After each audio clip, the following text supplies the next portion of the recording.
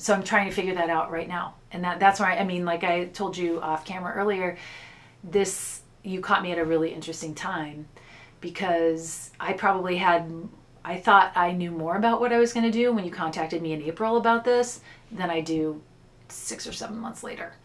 And, but part of that is just like the world that we're living in right now. I feel like there's this intensification of like, figure it out, but you're never going to figure it out. You're just not. And so, but like the fun is in the doing, is in the figuring. So that's kind of where I'm at too. The fun is in the figuring. The fun is in the figuring. I think you just titled your interview. Well, maybe. So I was actually born in upstate New York. So I was born in Potsdam, which is about, I don't know, 50 miles away from the Canadian border. My dad was a musician. My parents were very young. They met in college. My dad was one of those guys who was going to be a concert pianist. He was supposed to go to Juilliard, and then he heard the Beatles, and that was it. So he was in a band, and my mom was super into bands and the Beatles, and she met my dad, and that was it. So in about a year after they met, I was born. But like my young childhood, and when I say young childhood, I'm really talking about the ages of like between 6 and like, let's say 10, or 12, really, almost 13, was spent in Florida. And so the first chunk of that was in suburban Orlando, so Winter Park. So I went to Disney all the time. So I did a lot of elementary school in Central Florida, and then in 5th grade we moved up to northwestern Florida, which is a way different situation than living down in the peninsula. Being in the Panhandle is a whole other ballgame, and by that I mean just it was very diverse racially, but like the racism, the sexism, and but I think behind the scenes, my parents, in particular my mother, they were sort of like, yeah, maybe this isn't the best place, you know, for us.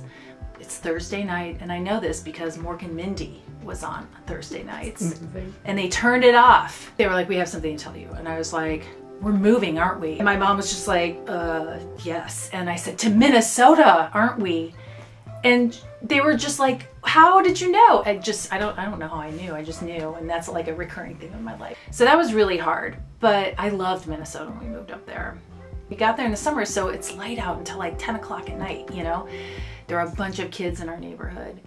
But I had a very deep Southern accent at the time. I had to play the game again in 8th grade of like figuring out how to fit in with people.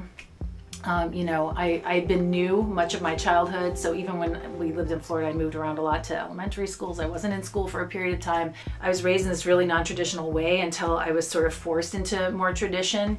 There's a backstory to that I'm still trying to piece together for my parents, who don't really like talking about it very much, because we were on the road a lot, and I feel like there were grandparents somewhere who were sort of like, you guys better get off the road or we're gonna, you know, do something about it. Which of course part of me wishes that we just kept going, you know? Yeah.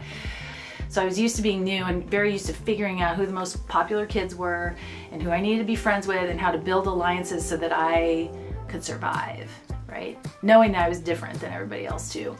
I also lived in Minnesota I was just telling this to somebody today, during the 10 best years if you liked music. I was gonna say, I feel like you keep landing in these hubs of music. Yes. Like which maybe that makes sense if your dad was... I guess. But we moved to suburban Minneapolis in 1981. And so Prince, you know? So those 10 years, 1981 to 1991, which, you know, where I was in high school and then college, were like incredible for music in Minneapolis and St. Paul. Do you think that Minnesota was what kind of cultivated your love of music and all the diverse taste you have in music, or do you think that existed? I'm sure it was in you already, but do you feel like Minnesota brought it out of you? I feel like my time in Minnesota really enhanced an appreciation that I already had for music through my dad. So we listened to a lot of records and a lot of music when I was growing up. But it wasn't just your typical Beatles, Stones. It was like, I heard of Chaka Khan through the records she made with Rufus back in the early 70s, you know. But my time in Minnesota definitely enhanced that. And once I started finding music on my own, that made a huge difference. So I'm in like 10th grade, MTV has already happened, right? So I'm already spending a lot of time waiting for Duran Duran videos and videos from The Cure and Elvis Costello and all that stuff. But one night I was doing my homework and I was you know, messing around with the radio dial, like on my stereo, and I'm toward the low end of the dial, and I hear people talking on the radio that sound like me. They sound like students. They sound like they're in high school, maybe college. They're playing music from bands called the Blue Hippos or Otto's Chemical Lounge. I'm like, what is this? And it was a local music show on a station, KFAI, which was a community radio station. And like, I skipped dinner, I didn't do my homework, because after the local music show was like the Maximum Rock and Roll radio show. Punk rock, full-on punk rock. Like, that's the very first time I heard Stiff Little Fingers, for example. And that was like 83 or 84. And that was it for me. I needed to write everything down, and then you would go to the record store, either at Eden Prairie Center in the mall, like about 10 miles away, or to Northern Lights Music, which was a downtown record store in downtown Minneapolis, on the E block. It was very scary. And so there were some amazing record stores. And so as I got older and less shy about like lying to my parents and, you know, saying I'm going over to Jenny's, and then we'd go to 7th Street Entry to see Naked Ray Gun, you know, or whatever. Yeah, like after school, they would play like at 4 o'clock in the afternoon. People who were into punk rock, who loved Prince, you know, and people who loved Prince and dance music who loved the punk rockers. Like, the scene up there was very, very cohesive. And when Jim and I first visited down here together, we came down here to see Mercury Rev and Hum play at the Blind Pig. So this would have been in March of '96. The old Blind Pig, yeah. And everybody was loaning each other equipment, and they were having so much fun. They were so nice, and I barely knew any of these people. And I was like, I want to live here. This is exactly the mood that Chicago did not have. Now, I landed in Chicago at a really good time. Like, it was sort of an amazing time. How did you go from Minnesota to Chicago? Ah, that's a fun story too. I moved there because someone lied to me. Okay, so I was working at a record store in Minneapolis called Cheapo Records, which was like a giant used record warehouse and CDs. But that's how, I mean, I first heard of Jim Kelly and 16 Tons working at Cheapo, because the guy who produced one of their 7-inches was like in this band Tar. And I was just like, well, this must be cool, you know? So that's how I first found out about Jim. But anyway, I'd been working at Cheapo, made friends with this woman who had worked for Sub Pop and SST Records, so all these cool little labels out on the West Coast, you know. And Sub Pop in particular was just starting to get huge. This was like 1990. So we become very good friends, and she knows all these people and all these bands that are coming through. And then all of a sudden she was like, I'm leaving, I'm getting out of here, I'm gonna go work for Wax Trax, the label in Chicago. I'm like, oh, bummer. She gets down there and she's like, you should come here and work for me. Come here and work for me. Do it, you know? Like, I got a job for you, it's right here. You can stay with me until I get an apartment together, blah, blah, blah. So one day I was just like, I'm gonna do it. I'm just gonna move down there. And so I moved. She's there. She brings me into the office. Everybody's really nice. Like, I'm staying in her apartment. And then all of a sudden they fire her. And they tell me that they fired her because she had brought me down there, or, you know, invited me to move down there. There was no job for me. So they fired her and gave me her job. Oh my God. Basically. So this is in publicity for the label, and, you know, so like sort of the very beginning, moving from like records and retail into more of the label business end of things. And I've been doing music journalism too in Minneapolis, but this was completely different. This is the business side of things.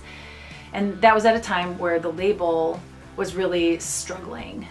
It was 1991, and so they, you know, they had some successes with bands like Thrill Kill Cult and Revolting Cocks and all these other bands.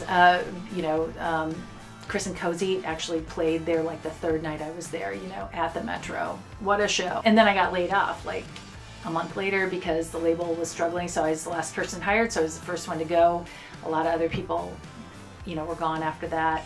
But like, you know, I was kind of hoping that the Chicago music scene was going to be very similar to the Minneapolis music scene, and it was completely different. I met some great people in Chicago. I interviewed some of the best band interviews I ever did were in Chicago, but it was you had to like sort of harden up pretty fast. Chicago was a good sort of middle ground, but it still really you know, I kept hearing about Champaign while I was there, working in record stores. You know, I had a part-time job working in a very small store, and I would see the 12-inch records, 7 inches, and the fucker t-shirts and all these things, and I was always very curious about Champaign. And when we came here for that show, I was able to really see this sort of curiosity and friendliness that Minneapolis had, that it was harder for me to find in Chicago. And I wanted that again. You know, I wanted to land somewhere where that sort of spirit, where it was a little more collaborative and less competitive. But I think part of it is that I don't really know how to play the game of job the way that most people expect people to play the game of job. When we got into things like politics of job, I was really not good at it, because to me a lot of the politics just get in the way of your main objective getting done. And so when I worked in retail, like record stores, and even when I worked at the label a little bit, and even when I worked for Cargo, for a music distributor, and that's where I met Jim, like the goal was to get as many records out the door as possible.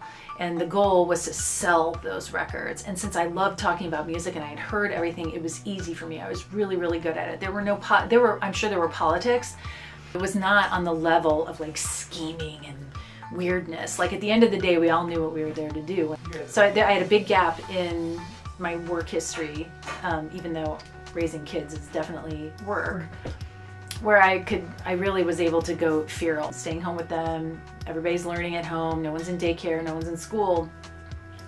By the time it was time for me to go back and try a job again, see how it was 7 years later, it was like, wow, you know, the internet had happened, and so and I had gotten good at it because we had made the decision, like, if we can get cable TV or we can get the internet, which will be, I was like, I think the internet's gonna really take off. So, you know, so I knew social media and I knew how to do web pages and things like that. So, but I got into food banking. I worked for the Eastern Illinois Foodbank. That was my first job back. But I cared a lot about people having access to food because I had been a mother on Medicaid and food stamps when my first kid was born. I was a single mom from there, but I was obsessed with the farmer's market. It was like my dream job at the time to work for the farmer's market, and so I ended up at the farmer's market. Somehow I talked my way into that job. No experience in city government, and they let me in there, and I ran it for 5 very successful years.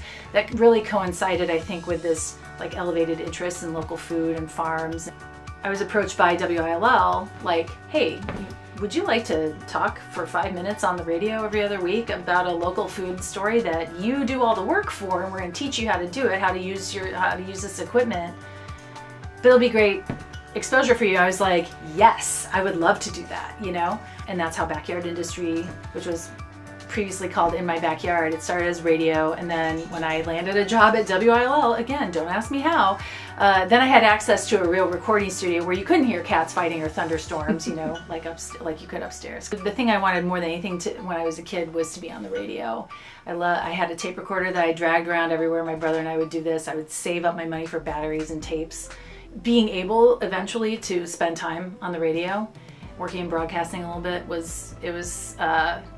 it was awesome, but it was, and it was there's very much a through line. And so getting out of that, leaving that to do other things sort of sucked, but now I think we all have the tools to make our own videos and audio. And so, so I feel like Kid Me is still has the tape recorder in my hand. It's just a phone and a computer and a camera and all those other things. When I left the station, I was, co-executive producing a documentary about the history of country music in Illinois, which was like a dream. I left before the big interview with Margot Price and Alison Krauss. I was so sad, but because I was very intrigued by this job at Siebel Center for Design, which was, you know, being run by somebody that I had known from the music scene so many years before. So it felt like this, like, you know, this world coming full circle. Trying to understand, like, is this it? Is this where I want to end my career? There's still so much ambiguity, and like, while 44-year-old me can rock with the ambiguity, maybe 54-year-old me doesn't really want to do that anymore. and a job had popped up that was definitely leveling up, I actually told the dean of our college and one of the department heads that the College of Applied Health Sciences, which is where I work now, is the punkest college on campus. It has the biggest chip on its shoulder. All it wants to do is help people. That's really all it's about. You know, we've got disability resources, we've got veterans, we've got kinesiology and community health, we've got speech and hearing science, we've got recreation, sport, and tourism is folded into all of this. It's how people spend their lives when they're not doing their jobs. It's how they spend their lives being human beings.